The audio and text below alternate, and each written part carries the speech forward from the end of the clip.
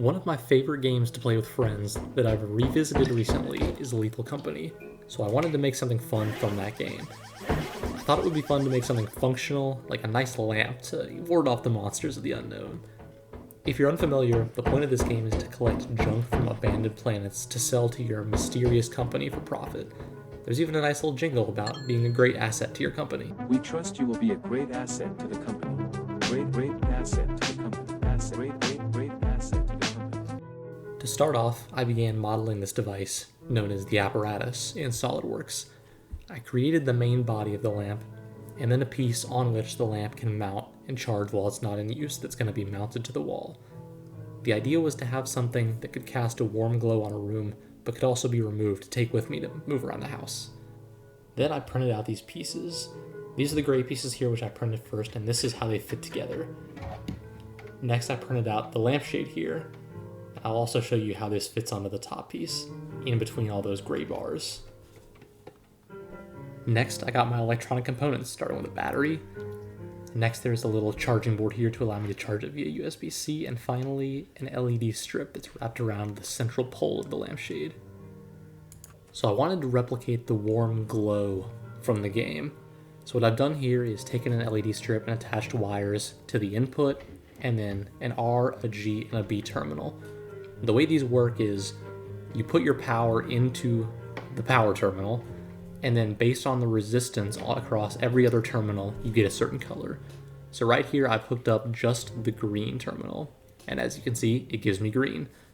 In this case, I pinched all three wires together, and when I turn it on, it gives me a nice white that doesn't show up great on the camera, but it's white, until I lower the power and it kind of loses some contact. But you get the idea. So this is how I was able to determine the exact amount of resistance I needed on each wire to get the right color.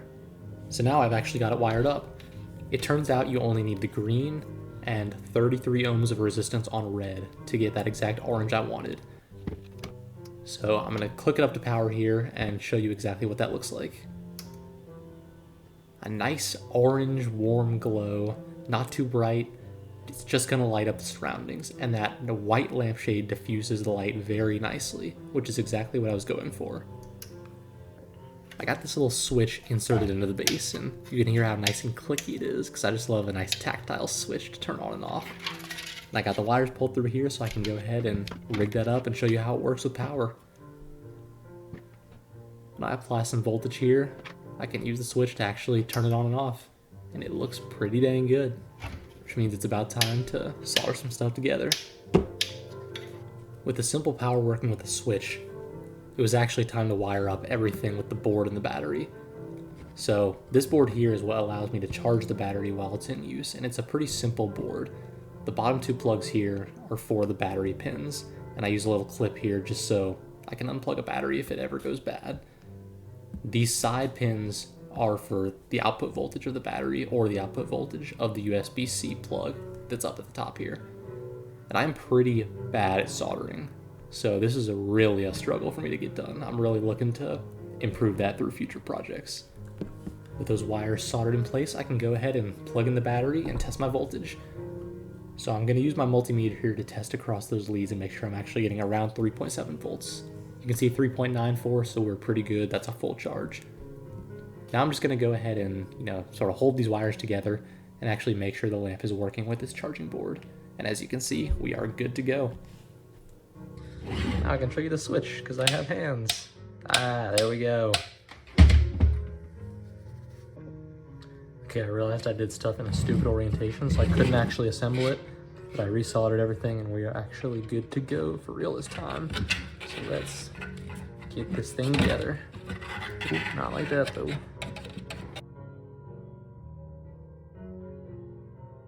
Alright, that angle is a little bit better.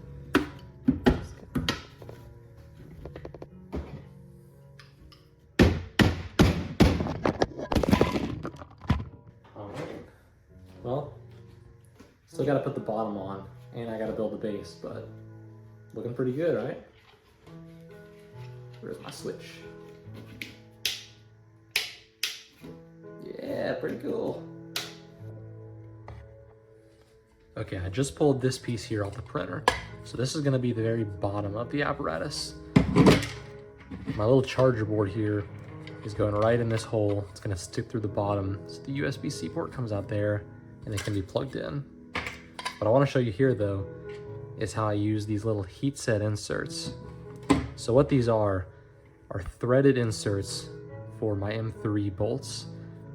So you don't really wanna screw bolts directly in the plastic because eventually it'll just tear it up. If you cycle it, it'll just eventually pull out the threads that you screw into that plastic. So you really want to put these in here. The way you do this is with the soldering iron. So I have a specific tip here that these fit on top of. You heat it up and you just press it into the plastic. So I'm gonna do that now.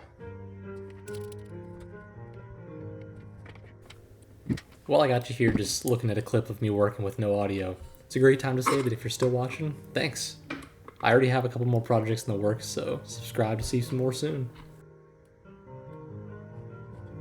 All right, so there's the first one in. Just repeat that process over here.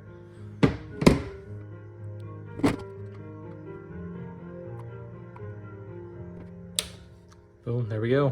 Both of them are in, good to go.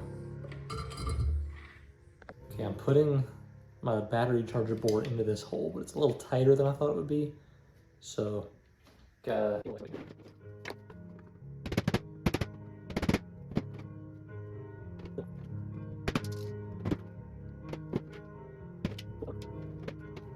All right, I just pulled off my battery holder from the printer. Well, half of it. You can see there's some open grid here. That means the print didn't finish. Here's the other half of it. That's what happens when a print messes up halfway through. But luckily I don't really need it to be finished because it was just gonna be this but taller. So I'm gonna screw this on right here to those heat inserts that I showed you earlier. Plug in the battery and it'll slot right there. That holds it pretty well, so when things move around, it's not gonna fall out. Let's get it attached.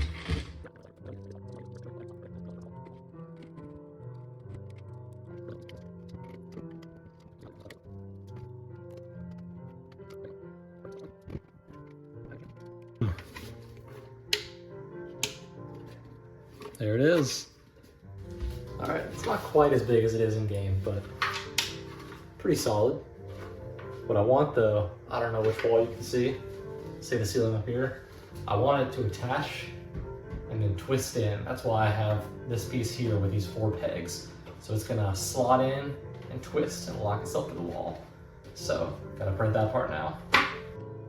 All right, bad news, just dropped it on the floor. So now I gotta replace this black piece here. You can see the part that broke right there. That's fun. All right, so I printed the piece right here that's gonna mount to the wall. The apparatus will slot into this and twist, only it doesn't really twist here because when I was printing this, I forgot to set up the overhangs. So it kind of collapsed right here. It's not really good. Same here, it's just a mess. So, printed the second one. This one actually works.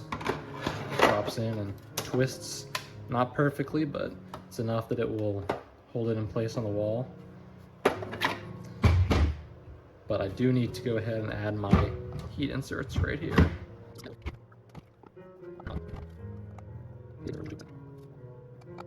All right, both of those are locked in, good to go. All right, so the idea here is that since the USB port is on the bottom of this thing right here, there's gonna be a cord coming up through this piece right here. And the way that I wanna do that, since my apparatus here is gonna rotate within the base, is that I need something that will allow my USB cord to rotate in here, which is why I've left an opening. So I printed these pieces right here with a little fillet right there that basically are meant to sandwich this ridge and allow it to rotate back and forth in that hole. Unfortunately, I didn't really have this cord yet, so I just kind of picked an arbitrary measurement. And this cord does not fit at all in here. So, printed out my next version, which the cord actually does fit into very snugly, which is what I want because I don't want it getting dislodged. So I do actually have to put more heat inserts in this because the idea is I'm gonna bolt these two together around this little ridge here. So let's go ahead and do those heat inserts.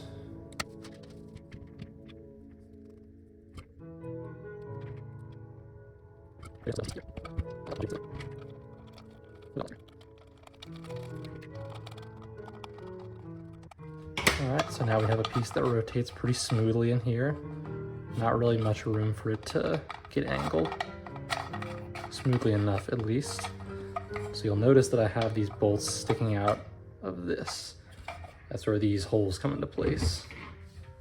Because see, not only do I need this to rotate, I need this to remain at a consistent orientation so that when I attach this, the port is actually lined up correctly. So the idea is that I have 2 bolts here, and then between these, I'm going to attach a spring like this so that when it rotates, it tugs on the spring and then snaps back where it should be. So sacrificed a ballpoint pen spring here, so let's see if we can make something happen with this.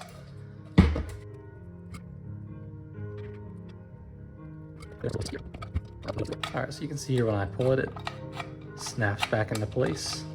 That's exactly what I want, so we're going to go ahead and do it on the other side, because right now it's over adjusting itself, so I want one over here too to sort of balance that out.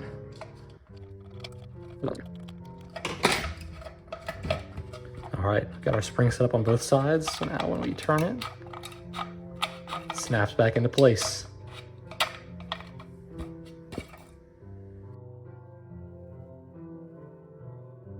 Oh, well, there we go, okay. It actually locked in place nicely. Once it's on the wall, I'll be able to just twist it in place, like that. USB cord is still engaged there. And when it's plugged in, that'll charge it while it's on the wall. My light here is making it a little hard to see that. Yeah, there we go. And here is the final reveal. What do you think? Let me know in the comments. Personally, I'm really happy with the final result. The light effect is exactly how I imagined it, and the wall mount system works well enough. And more importantly, I had fun making it. If you want to check out more projects that I'm working on, please subscribe and check out some of my other videos on the screen now. There are actually a couple projects that can be spotted in the background of this video, so let me know if you saw any. Until next time.